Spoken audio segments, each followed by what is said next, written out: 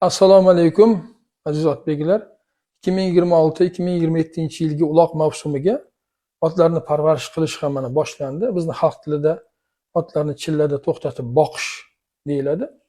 Shu ko'p murojaatlar bo'lgani uchun 600 kilogramm tirik vaznga ega bo'lgan uloq ko'pkari chopadigan otni ratsion va kun tartibini biz ishlab chiqdik.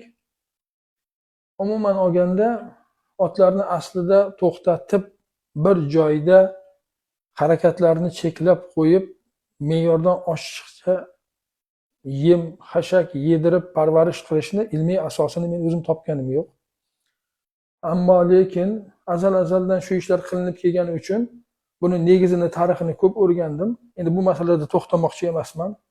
Chunki ko'pchilik baribir otlarni to'xtatib parvarish qiladi. Ammo diqqat bilan e'tibor berib, qarab, quloq soladigan ishlardan biri otlarga me'yordan oshiqcha yem bermaslik va bu yemni ratsionni to'g'ri tuzish. Otni tirik vaznini demak 1% miqdorida yem berishga harakat qilish kerak. Ba'zi otlar juda xurroq bo'lgani uchun ozgina ko'proq berishingiz mumkin. Ba'zilar chimxo'r bo'lgani uchun ozgina kamroq ham berishingiz mumkin. Ammo umumiy qoida shu. Demak 600 kilogramm tirik vaznga ega bo'lgan ot 6 kilogramm yem yesa kifoya. Iligi ham to'ladi, eti ham to'ladi, hatto me'yordan oshiqcha yog' qatlami ham yig'ib qo'yadi. Demak, ratsionga keladigan bo'lsak, biz ertalab soat 5 dan otlarni parvarish qilishni boshlaymiz. Ertalab soat 5 da to'yguncha otlarga suv beramiz.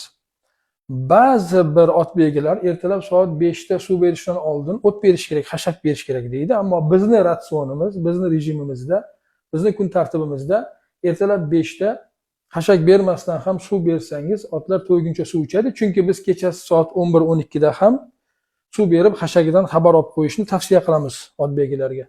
Qisqaroq vaqtni ichida otlarni parvarish qilib tezroq sovutishni tavsiya qilamiz. Demak 5 da suv bergandan keyin 6 da yem beramiz. Yemni tarkibi nimalardan iborat bo'lishi kerakligi to'g'risida mana bu yerda biz bo'lib yozib ketganmiz. Otlarning yemida demak biz 6 kilogramm yemni 600 kilogramm tirik vaznga ega bo'lgan otga berishni tavsiya qilyapmiz. Mana shu 6 kilogramm yemni 2 ga bo'lib, demak ertalabki yemida 3 kilogramm, kechqurungi yemida 3 kilogramm bo'ladi. Bu 3 kilogramm yemni tarkibida 2 kilogrammi arpa, demak makka jo'xori kepagi 0,5 yarim kilogramm, bug'doy uni olingan kepagi yarim kilogramm. Demak bu makka jo'xori va bug'doy kepagi fosforga boy bo'lgani uchun, demak oziqani yana ham otlar uchun bir shirali, mazali, demak yaxshi yoqimli hidga ega bo'ladigan darajadagi bir yem bo'lgani uchun mana shu narsa tavsiya qilinadi. Endi biz osh tuzini yozyapmiz. Nima uchun? Otlarning qalqonsimon bezlari uchun eng kerak bo'lgan modda bu yod moddasi. Biz yodni boshqa oziqalar tarkibida kam miqdorda borligini bilamiz, ammo to'g'ridan to'g'ri yodga bo'lgan ehtiyojni qondirish uchun aynan haqiqatda sifatli yodlangan osh tuzidan 30 grammdan yemiga qo'shib berishni tavsiya qilamiz.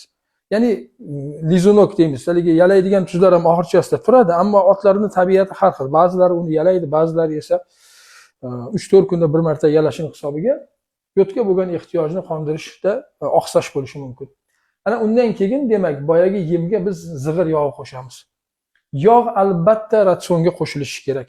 Yog' demak tuklarni pigment bilan ta'minlaydigan bezlarni rag'batlantiradi, oziqlantiradi. Umuman hazm jarayonini yaxshilaydi. Otlarning tezroq boyagi bizga kerak-ku to'lishi, tuklarni yaltillab chiqishi, tuyoqlardagi oziqaga bo'lgan ehtiyojlarni qondirishi uchun juda kerak bo'lgani uchun mana shu zig'ir yog'ini yoki makka jo'xori yog'i, sabzi yog'i yo bo'lmasam paxta yog'i, qaysi birida imkon bo'lsa ana shu yog'dan qo'shib ratsionga berish tavsiya qilinadi.